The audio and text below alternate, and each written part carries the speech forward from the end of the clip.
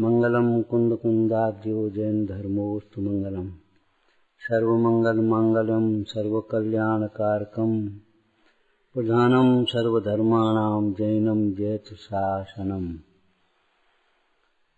नमः समय साराय स्वानुभूत्या चकास्ते चित्स्वभावाय भावाय सर्वभावांतरच्छिदे जे झाया झाणिक गही कम कलंक रही नित्य निरंजन नानमर्त्यो परम प्रणवे।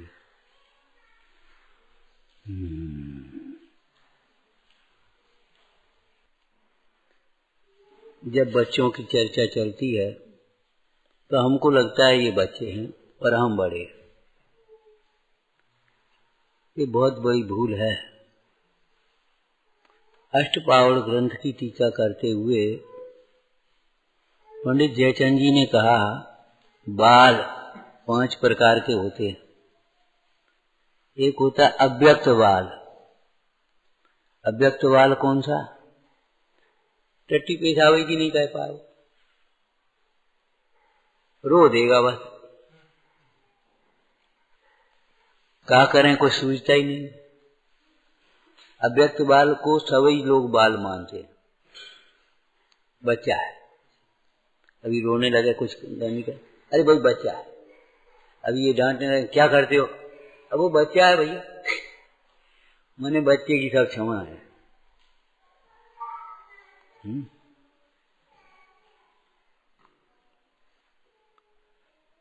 दूसरा है व्यवहारवाद। हो तो गए शरीर से बड़े लेकिन व्यवहार की खबर नहीं। बड़ों के साथ कैसे व्यवहार किया जाता है, छोटों के साथ कैसे व्यवहार किया जाता है, अतिथि के साथ कैसे व्यवहार किया जाता है, मंदिर में कैसे व्यवहार किया जाता है, दुकान पर कैसे व्यवहार करें, कहीं गिरेंगे तो कैसे करेंगे, कुछ खबर नहीं। हो गए बड़े, शरीर बड़ा हो गया, क्षयोपशम भी बढ़ गया, लेकिन पारस्परिक व्यवहार तक की खबर नहीं है और मोक्ष मार्ग के व्यवहार की तो कुछ पता ही नहीं। आपको मालूम है मोक्ष मार्ग का निरूपण 2 प्रकार से किया गया, एक निश्चय और एक व्यवहार। सम्यक दर्शन 2 प्रकार का, एक निश्चय सम्यक दर्शन, एक व्यवहार। कहे कि नहीं कहे, बताओ आप।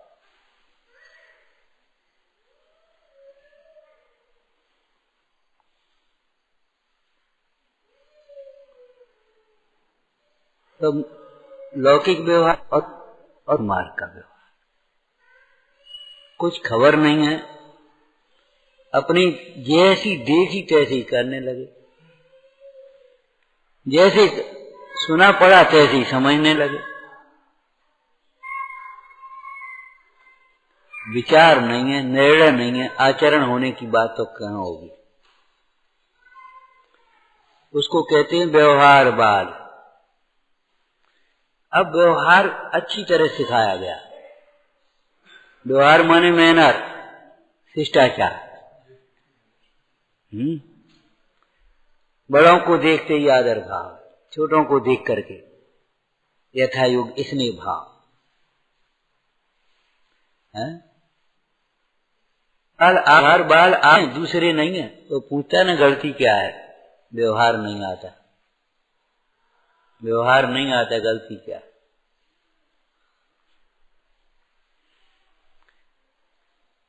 और व्यवहार के बिना परमार्थ की प्राप्ति नहीं हो सकती, ये ध्यान रखना।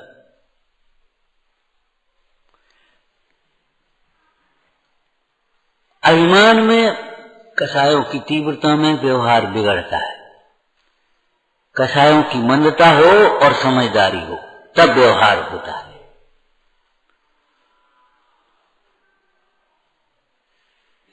जहां अभिमान आया व्यवहार बिगड़ गया।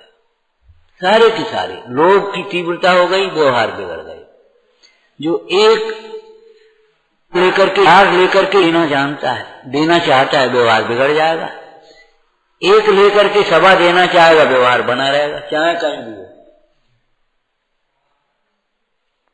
सम्मान चाहता व्यवहार बिगड़ जाएगा। जो सम्मान देता है व्यवहार बना रहेगा। जो अपना सम्मान कराना चाहता है व्यवहार बिगड़ जाएगा। और जो दूसरों का सम्मान करना चाहता है।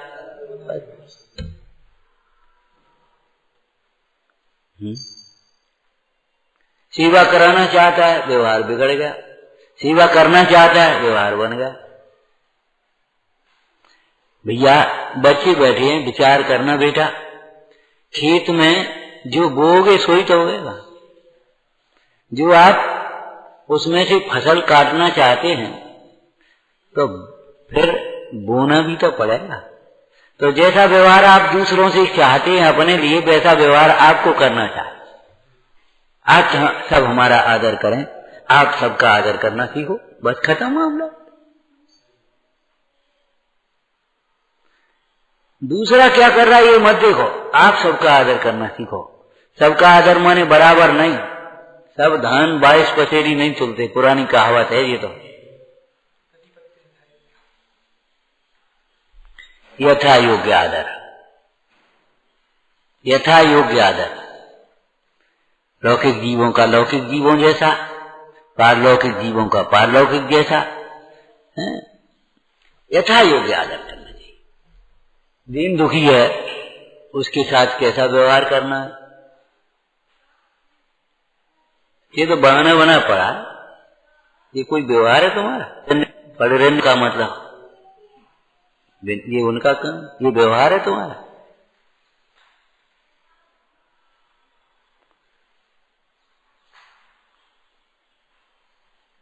बस पूजा करना, रूढ़ी की क्रिया कर लेना, ये व्यवहार हो गया बस।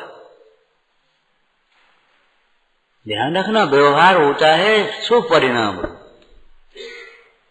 नीति रूप।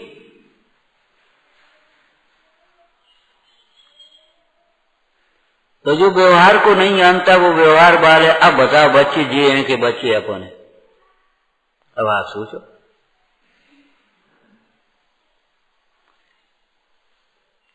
लौकिक व्यवहार और पारमार्थिक व्यवहार को जानता है और मात्र उसी का ही नहीं, उसी से आचरण करता है। सबसे शिष्ट वचन बोलता है, किसी से कटुक वचन नहीं बोलता। बोलने का मतलब बुलवाना भी हो गया। कल भाव दीपिका का स्वाध्याय कर रहे थे दोपहर में, मालूम है क्या आया? भाव हिंसा माने कसाय कराना। कसाय कराने का मतलब यह है भाव हिंसा। कसाय करना स्वभाव हिंसा और कसाय कराना परभाव हिंसा। कोई ऐसा काम मत करो सामने वाले को कसाय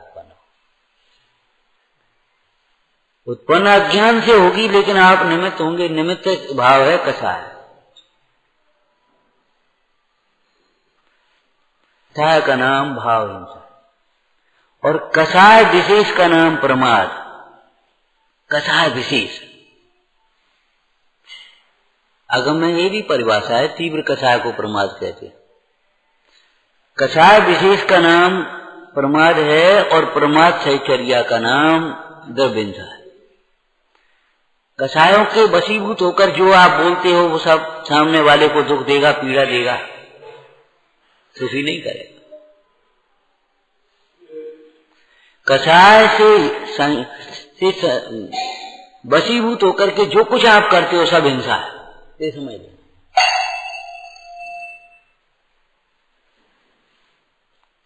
इसलिए कसाय ही भाव हिंसा है। अपराध और भाव क्रम बहुत इन्हीं नाम बहुत इन्हीं, ये बच्चे नहीं समझ पाएंगे। रागादिक भाव की उत्पत्ति होना ही हिंसा है, रागादिक भाव की उत्पत्ति नहीं होना अहिंसा है। तो लोक व्यवहार और परमार्थ व्यवहार को मात्र जानता ही नहीं है पुस्तकों से। हम पूछते हैं ईमानदारी अच्छी चीज है, कौन नहीं जानता, लेकिन आचरण कितना करते? कितने लोग आचरण करते? अभिमान बुरी चीज है, कौन नहीं जानता, लेकिन कितने लोग अभिमान छोड़ते हैं, अभिमान नहीं करते।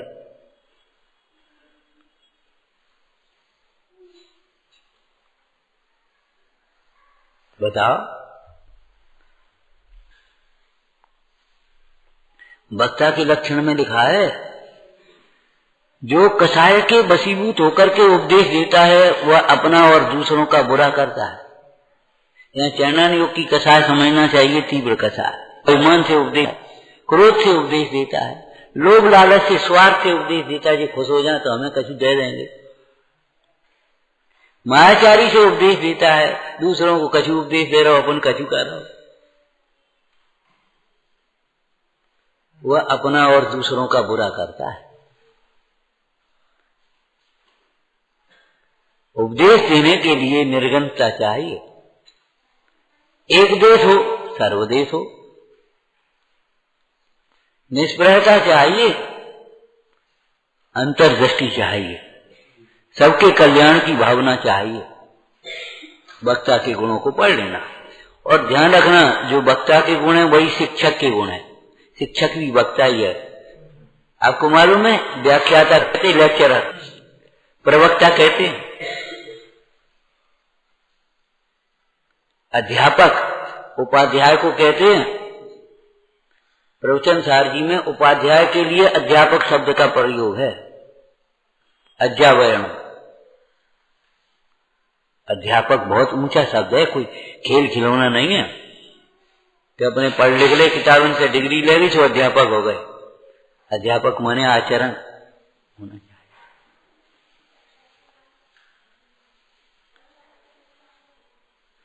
तो व्यवहार को मात्र जानता ही नहीं है, व्यवहार का आचरण भी यथा योग्य करता है और दोष लगने पर उसकी निंदा गरहा प्रायश्चित करता है, क्षमा मांग। परंतु अभी सम्यक दर्शन प्राप्त नहीं हुआ है तो दर्शन बाल है, सम्यक ज्ञान नहीं है इसलिए ज्ञान बाल है। और सम्यक दर्शन ज्ञान होने पर भी चौथे गुण स्थान वाला जीव चारित्र बाल है। अभी चारित्र बाल बताएं उसको, जिनेश्वर के लघुनंदन। लघुनंदन माने क्या होता बता, बताओ आप, लघुनंदन माने क्या होगा? छोटा बच्चा। लघु भ्राता, मुंडराज की लघु भ्राता वो श्रावक और मुंडराज युवराज है, राज है ना, वो धर्म साम्राज्य के युवराज हैं। जिंदाज फिर युवराज में मुनराज।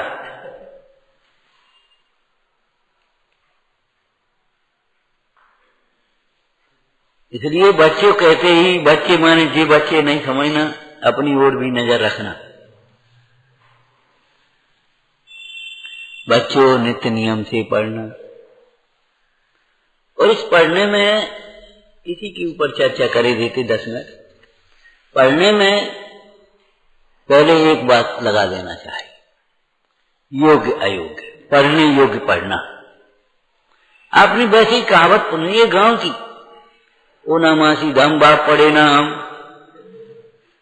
अरे सुनी हो, क्या मतलब है? हमारी शिक्षा का प्रारंभ ओम नमः सिद्धम से होता है। हमारी शिक्षा का प्रारंभ ओम नमः सिद्धम। भगवान को नमस्कार करके हमारी सिद्धा, हमारी पाट्टी पूजन होती थी। जो हमारे विद्वान थे, गृहस्थाचार विद्वान, जो धर्म क्रियाएं कराते थे, वे बच्चे की पट्टी पूजन कराएंगे तो ओम नमः सिद्धम सबसे पहले लिखते थे। और ओम नमः माने हमारी शिक्षा का उद्देश्य सिद्ध पद की प्राप्ति है। हमारी शिक्षा का उद्देश्य सिद्ध पद की प्राप्ति है। हमारी शिक्षा का उद्देश्य इतना ही नहीं है कि हम कमा लेवें, घर बना लेवें, बाल बच्चे पाल लेवें, लोक व्यवहार कर लेवें, स्वर्ग चले जाएं, फिर मनुष्य हो जाएं। इतना नहीं है शिक्षा का उद्देश्य। हमारी शिक्षा का उद्देश्य ओम नमः सिद्धम। इसीलिए यूनिवर्स विद्यालयों के मोनो पर, मोनो समझते हो, प्रतीक चिन्ह प्राय लिखा होता है, सा विद्या या विमुक्त है। विद्या उसे कहते हैं जिसे मुक्ति हो, जिससे जीव दुखों से मुक्त हो सके, सोच समझ सके। बहुत परेशान है, शिक्षित व्यक्ति कभी परेशान नहीं होगा, वो समझ लेगा ये करना चाहिए अपने को। अगर अशिक्षित व्यक्ति रेलवे स्टेशन पर खड़ा हो, परेशान हो जाएगा। क्या करें, कहां से कौन सी गाड़ी में बैठे, कौन से किधर जाएं। शिक्षित होगा, ठीक है, वहां से टिकट लेना, ये नंबर, ये प्लेटफार्म नंबर, ये वहां इतने बजे आना, कोई परेशानी नहीं। और अशिक्षित यदि परेशान होता है तो उसका उपाय एक ही है, शिक्षित व्यक्ति का अवलंबन लेगा। ये परम सत्य है, अज्ञान से दुखी होता है, ज्ञान से सुखी होता है। ये पर एकदम सत्य है। लौकिक क्षेत्र में भी अज्ञान से हैरान होते हैं। जहां भी आप खड़े हैं वहां के नियम कानून नहीं मालूम, ज्ञान नहीं है आपको, आप परेशान हो जाओगे। अगर आपको नियम कानून मालूम है तुरंत आप जाओगे। आज की भाषा में हॉस्पिटल में ही पहुंच जाओ, आप कुछ नहीं कर पाओगे। और उसका जानकार होगा, ठीक है, यहाँ से एक पर्ची बनवा, वो फलाना नंबर, वार्ड नंबर ये फलाना, वहां जाकर वहां जाओ, उसको दिखाओ, वो फलाना बैठेंगे आप ड्यूटी देखो तो वहां काउंटर से। माने ज्ञान हर जगह कार्यकारी है, ज्ञान के बिना तो अंधा ही है। दृष्टांत बोलो, बच्चे बताएंगे, शरीर में जो आंख का महत्व है वही जीवन में ज्ञान का महत्व। शरीर में आंख का जो महत्व है वही जीवन में ज्ञान का। आंख नहीं है तो क्या करोगे।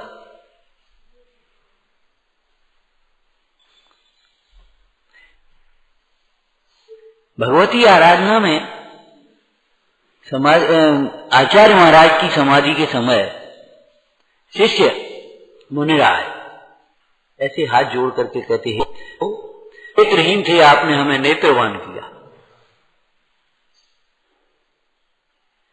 आज आपके वियोग के समय है, नहीं चाहते हुए भी दुख हो रहा है, खुशी भी हो रही, आप समाधि में स्थित होकर उच्च गति को प्राप्त होंगे, रत्नत्रय की सफलता, लेकिन हमें दुख हो रहा है। हम नेत्रहीन थे, नेत्रवान किया। दूसरा शब्द बोले, हे प्रभु, हे गुरु, आपने हमें आगम नेत्र दिया, आगम रूपी नेत्र दिया, आगम चक्षु साहब,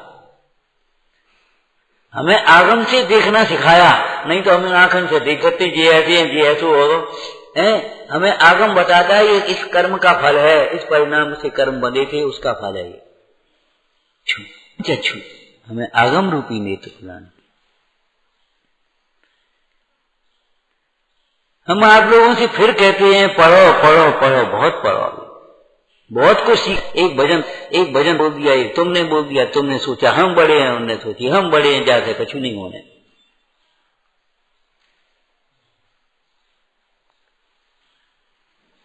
सच कह रहे, क्या करें, हमें मालूम भी नहीं हो क्या रहा है,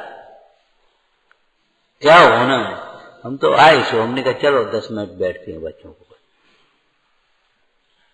अब बताओ क्या करें। ये सोचेंगे हमें नहीं मालूम, तो अब हम कहते हैं हमें नहीं मालूम, हम क्या करते।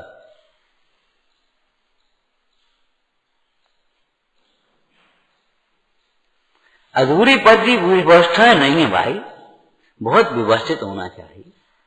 पढ़ने योग्य पढ़ो, माने केवल हम अर्थकरी विद्या मत पढ़ो। शिक्षा भी केवल नौकरी नहीं है, हमारी शिक्षा हमको मालिक बनाती है, नौकरी नहीं। एक बात और कह देवे, आज के प्रसंग में बच्चे तो हैं तो ठीक है, ये नौकरी बहुत खराब चीज हो गई, कुछ दिनों बाद और ज्यादा खराब होने वाली है। क्यों? स्वार्थी लोगों की नौकरी है ना, वे तुमसे 5 लाख कमाएंगे तब तुमको 50,000 देंगे, चूसेंगे। इन कंपनियों का एक ही ध्येय है, डेढ़ी तनख्वाह दूना काम। और अगर आप वर्कर अच्छे हैं तो तिगुना और लाद देंगे और सुविधाएं दे देंगे, आपका फ्लैट का किराया दे दे, आप चले जाओ, आपको फलाना देंगे, हम ये सुविधा दे देंगे। हम कहते हैं आप नौकरी क्यों करना चाहते हो, मालिक क्यों नहीं बनना चाहते, 2 नौकर आप और रख सकते हो, क्यों सी बात है सोचते हो। आजीविका 4 आदमियों को देकर के आजीविका करे, वो सेठ का काम है, सृष्टि का काम है। खुद आजीविका के लिए परेशान होता है। हमारी शिक्षा का उद्देश्य केवल नौकरी नहीं। आज कितने शिक्षित लोग बेरोजगार हैं, अशिक्षित नहीं होंगे। अशिक्षित होंगे तो भी अपने कछु न कछु मजदूरी कर लिए, कारीगरी कर लिए, मिस्त्रीगिरी कर लिए, वो फलाना सीख लेंगे, वो काम कर लेंगे। और शिक्षित अब हम पढ़ लिख के जी करेंगे, दुकान करेंगे। अरे पढ़ लिख करके दुकान करो, उस पढ़ाई का उपयोग करो, दिमाग लगा करके। एक बात और बता दें, मैं शिक्षा का एक दोष बताएं। हमारे शिक्षित व्यक्ति शारीरिक श्रम से बहुत डरने लगते। शारीरिक श्रम को ऐसा समझते जैसे अपमान है, जबकि हमारी शिक्षा का, हमारे देश की संस्कृति का एक सिद्धांत है, शारीरिक श्रम से आजीविका कमाइए, केवल दिमाग मत चलाओ, और उनको बस केवल पैसा दिमाग से मत कमाओ। और दिमाग से अनाप शनाप कमाने की प्रवृत्ति, ये शोषण की प्रवृत्ति है।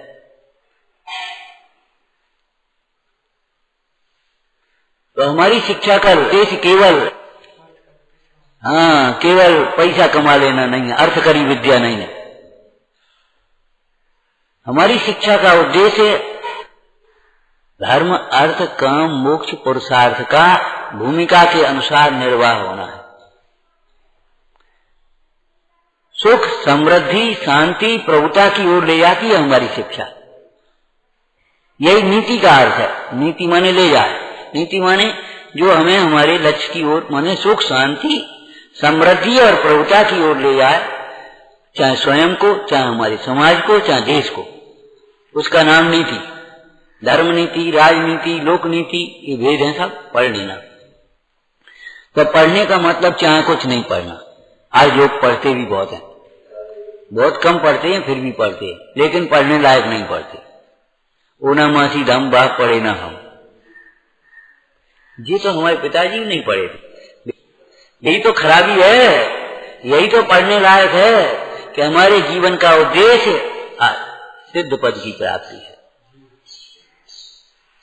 हमारे जीवन का उद्देश्य इतना नहीं है बस खा लिया कमा लिया।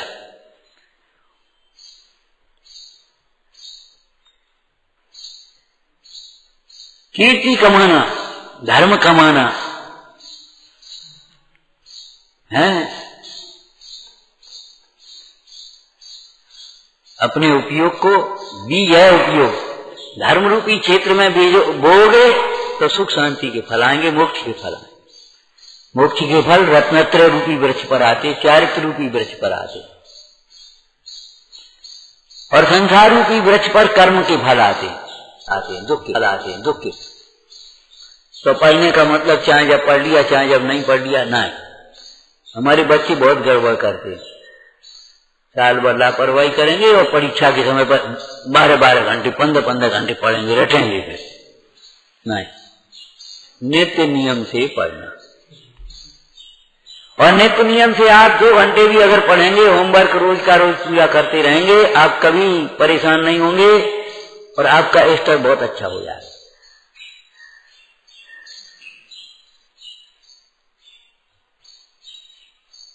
परेशानी ये है कि आपको अपने भविष्य की या अपने बच्चों के भविष्य की खुद ही चिंता नहीं। जो बच्चे जिसमें कमजोर हैं, ये छुट्टियों का जो समय आता है उस विषय की कोई कर लो और उस विषय को उन छुट्टियों के समय में अच्छा कर लो। इसके लिए छुट्टियां छोटी हो गई बस।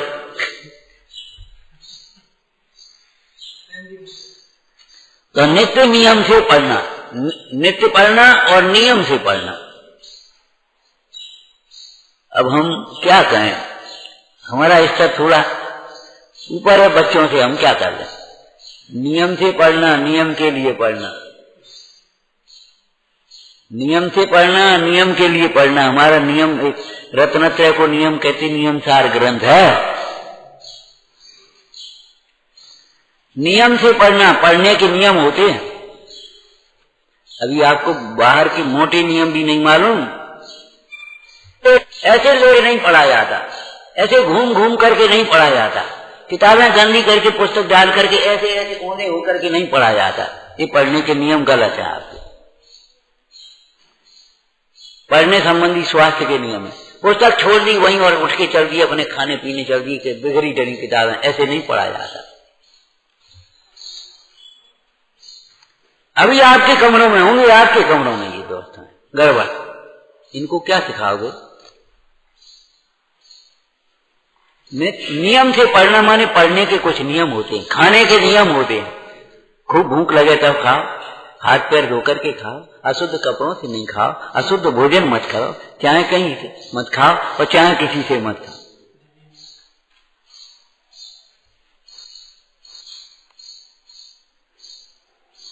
एक छोटा बच्चा बोला, है बाबा जी आपको भोजन करा सकते हैं? हाँ करा दे, कर सकते, लेकिन पड़ेगा भोजन कराने में मां बनना पड़ेगा। देखो चाहे कोई आप कह दो आज हमारी तबीयत खराब है कुछ नहीं देगी, तो जी मान लो नौता वाली है ना कि कह तो ठीक है, आज बिना मना कर दी, मां नहीं माने तो बेटा काय नहीं लेने, कछू तो लेने। आज दर्द है तो हम लपसी बना दी, खिचड़ी बना दी, न दाल को पानी ले ले, न सब्जी ले ले, न रस ले ले, 14 दिमाग लगा करके वो कहेगी और कुछ न कुछ खिलाएगी। ये माँ का काम है। और सामान्य में बिना मना कर दी आज तक लेंगे नहीं, खत्म हो गया। हमें क्या मतलब, हमें कोई मतलब थोड़ी है।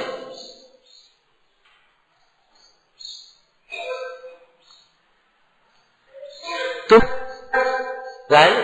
हम तो कहीं जानते ही नहीं, वाह लला हो तुम जानते नहीं हो, वो बहकर है ना तो गलती बताए। अरे गलती हम क्या बताए,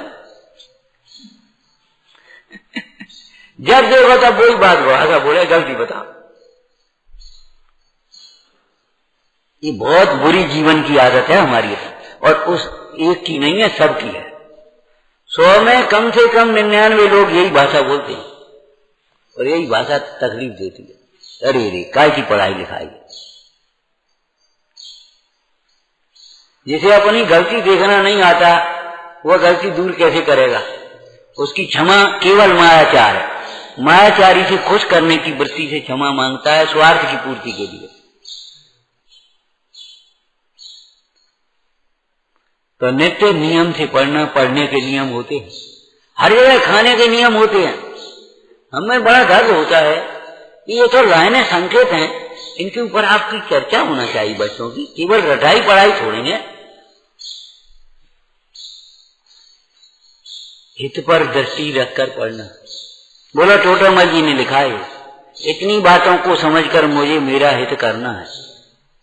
हित पर दृष्टि रखकर करना। पारलौकिक हित भी है, लौकिक हित भी है, इसमें हमारा कल्याण है। सेवा करने में हमारा हित है, पूजा करने में हमारा हित है, शास्त्र पढ़ने में हमारा हित है, पढ़ने में हमारा हित है। गांव वैसे लौकिक शिक्षा में भी कह देते थे, पढ़ोगे लिखोगे बनोगे नवाब और खेलोगे कूदोगे होगे खराब। मतलब खेल कूद में फालतू में उदम हो अल्लाह में चले आओगे, जीवन बर्बाद कर दोगे, फिर जिंदगी भर लाख रुपया खो दो।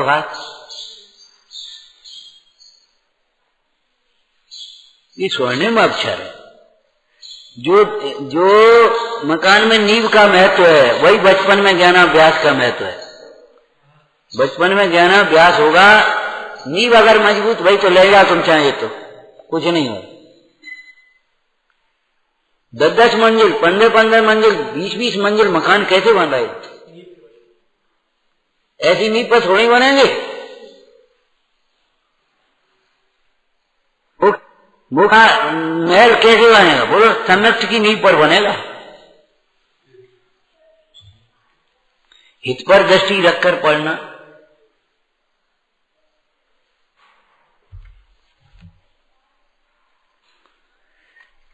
आदर और विनय से पढ़ना। आदर पूर्वक किसका? अरे देवशास्त्र गुरु बात की बात है, पहले लौकिक में बोलो। जिस पुस्तक से आप पढ़ रहे हो उस पुस्तक को ऊंचे स्थान पर रखना। गंदे हाथ मत लगाना, थूक लगा करके नहीं उसको पन्ना पलटना है। ऐसे पन्ने पलटते हैं, आधे पन्ने फट जाए बच्चों के, ये बहुत गलत संस्कार है। ऐसे बच्चे कभी योग्य नहीं हो पाएंगे। कापी ली और आदि खराब करी और फेंकी, सबरे कन्ना मुड़े, सबरी को मुड़े, स्याही के हाथ लगे बे लगे, आप कभी शिक्षित नहीं हो पाएंगे। शिक्षा आपकी अधूरी है। घर के दो अर्थ होते हैं, बड़ उस आदरणीय को ऊपर रखते हैं या स्वयं नीचे बैठते हैं। आदर और विनय से पढ़ना, इस शिक्षा का यह सिर्फ आदर हो, उस शिक्षा का आदर पूर्व करना, स्वीकार करना, गुरु का आदर करना, पुस्तक का आदर करना। यहाँ शास्त्र का आदर करोगे, अब भगवान तो परोक्ष है वर्तमान में हमारे लिए, इसलिए भगवान तो बाद की बात है। पहले गुरु का आदर और पुस्तक का आदर, शिक्षा का आदर करना सीखो। आदर और विनय से पढ़ना, पढ़कर जाना, आकर पढ़ना, चाहे स्वाध्याय में हो, क्लास में हो, पढ़ करके जाना, तब तो पूछ पा गया, और आकर के दोहराओगे तब तो पक्की होगी। अब आप बताइए कि हम अपने लौकिक स्वाध्याय, अभी वर्तमान के स्वाध्याय में भी कितने पढ़ करके आते हैं और कितने जा करके पढ़ते हैं। बात ये केवल गाने की नहीं है, हमने गाना बना दिया इसको, ये हमारी भूल हो गई है, गाना बना दिया।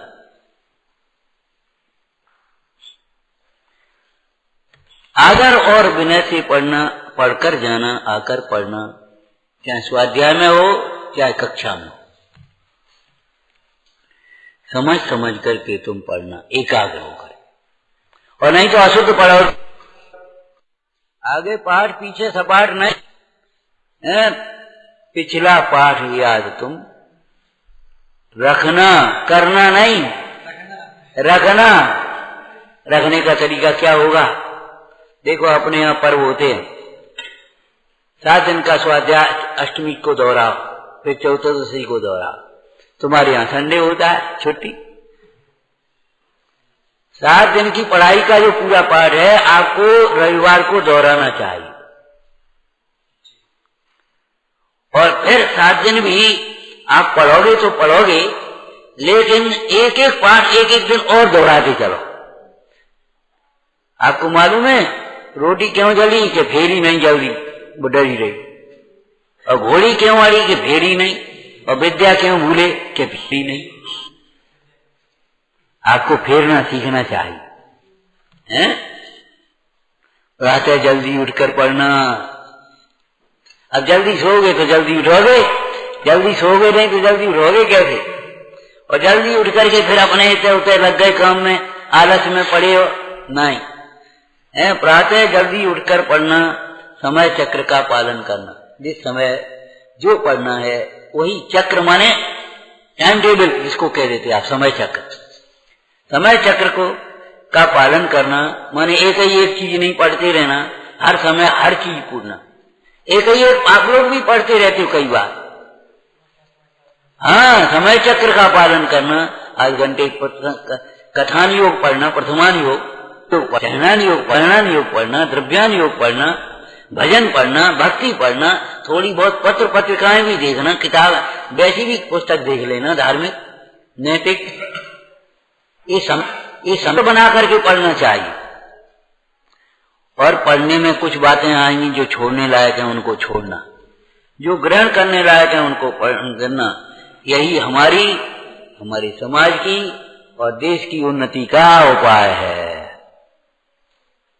यही गुरुजनों की सेवा है, यही विनय है, यही भक्ति है। पढ़ने के प्रसंग में ये समझ लेना।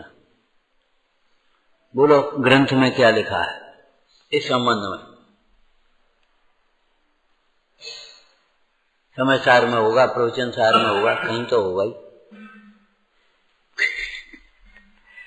जो इस ग्रंथ को पढ़कर अर्थ और तत्व से जानकर आया है, कर पढ़ने का मतलब उसके भाव को भली प्रकार से जानकर, अर्थ और तत्व से जानकर, तत्व माने भाव, अर्थ माने पदार्थ है, अर्थ और तत्व को जानकर, प्रयोजन को जानकर जो आत्मा का आश्रय करता है, जो आचरण करता है, वह परम सुख को प्राप्त होता है। ये हमारे मूल आचार्यों के शब्द हैं। पढ़ना माने स्कूल की किताब कविता नहीं है खाली अकेली। समझ में आया? विचारना। और दोपहर की कक्षा वगैरह कौन सी लगेंगी, कैसे लगेंगी, बता दो हमको भैया।